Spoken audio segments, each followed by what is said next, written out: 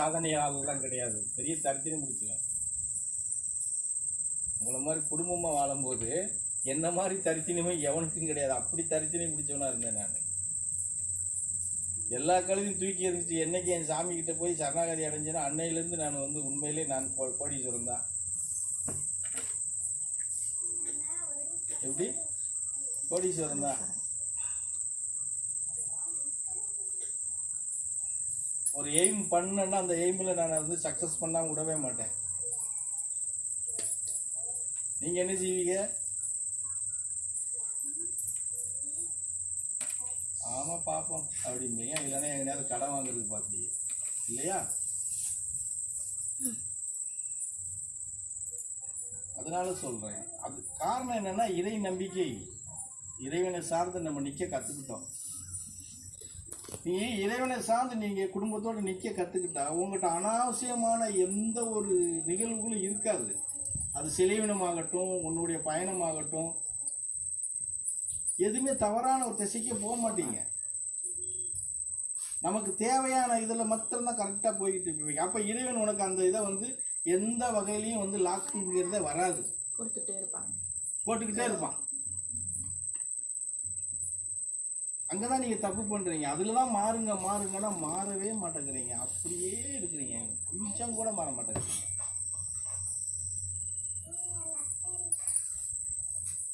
பிரார்த்தனை ஒன்று இல்லாமல், இறைவனை தேடுதல் இல்லாமல் நம்ம ஆன்மீகத்தில் ஒரு இதை வரப்படுத்த முடியுமா அப்படின்னு எப்படி நினைக்கிறீங்கன்னு தெரியல.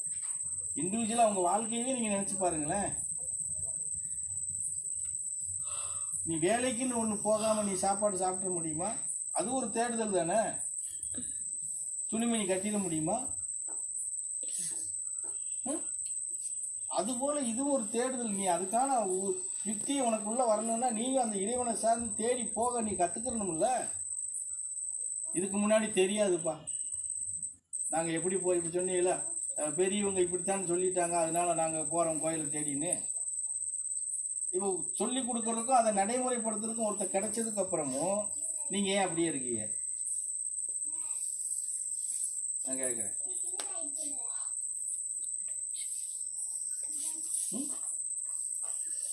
அப்போ எல்லாருக்கும் ரேவதிக்கு நடத்துன மாதிரி ஒரு இது அப்படி போட்டுக்கிட்டே இருக்கணும் பாம்பு.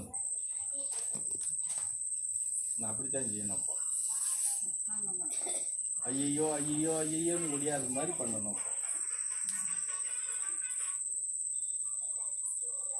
பௌர்ணமிக்கு வருவில, பௌர்ணமிக்கு வரும்போது கூட்டிட்டு வான்னு சொன்னா 2 நாளைக்குள்ள என்ன ஆகி போயிருமோ, நான் இன்னைக்கே வரேன் ராத்திரியோட கிளம்பி ஓடியாருல.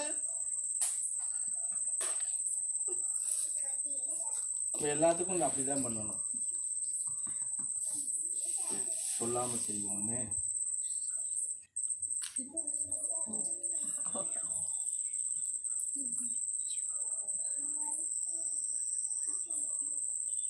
அநியாயத்துக்கு இருக்கீங்களே, என்ன பண்றதுன்னே தெரியல.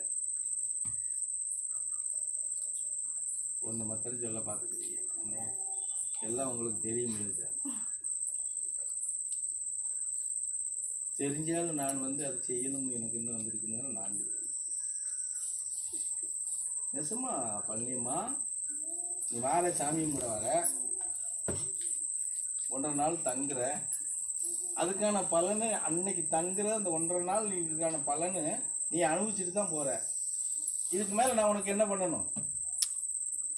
மேப்படி பண்றதுக்கு ஒண்ணுமே இல்லையே. நீ வந்து இங்க வந்து 1.5 நாள் தங்குறீங்களே சாமி கும்பிடுறதுக்குன்னு, பூஜைக்குன்னு, அந்த 1.5 நாளைக்கு இங்க தங்குறதுக்கு உண்டான பலனை நீ அனுபவிச்சுட்டு தான் போற. நீ ஒண்ணு இங்க சும்மா ஓசுல வந்து இதை பண்ணிட்டு போல. அப்போ உனக்கான பலன் அன்னைக்கே நீ அனுபவிச்சுட்டு போகும்போது அப்புறம் உனக்கு எக்ஸ்ட்ரா என்ன நான் கொடுக்கணும்னு நீ எப்படி எதிர்பார்க்க முடியும்? சொல்லுங்க பாப்போம். நாங்க என்ன சாமி அனுபவிச்சுட்டு போறோம்னா அது கேளுங்க. அதெல்லாம் எல்லாத்துக்கும் ஓடும். நம்ம என்ன அனுபவிச்சுட்டு, என்ன பலன் அனுபவிச்சுட்டு போறோம் அப்படின்னு எல்லாத்துக்கும் ஓடும். அனுபவிச்சுட்டு தான் போறீங்க. பூஜைக்கு வர்றவங்க யாருமே பலன் இல்லாம நீங்க வீட்டுக்கு போகல.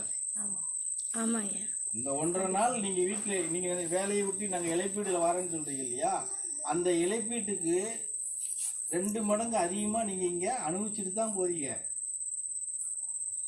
நீங்கள் சும்மாலாம் ஒன்றும் போகலை யாரும். வேற எப்படி நான் உங்களுக்கு வந்து அதுக்கு மேலே என்ன கொடுக்க முடியும் சாமி? எந்த வகையில் அனுபவிச்சுட்டு போகிறாங்கன்னு அதையும் வெளிப்படுத்திடுங்க சாமி. இங்கே பூரா எல்லாம் மரமட்ட கேஸ் சாமி. இது சொன்னாலே புரிய மாட்டேங்குது. சொல்லாமல் இருந்தால் எப்படி சாமி? எல்லாம் இவர் சொல்லி காட்டுறாருன்னு போய் போகும்போது பேசிட்டு போகிறதுக்கா?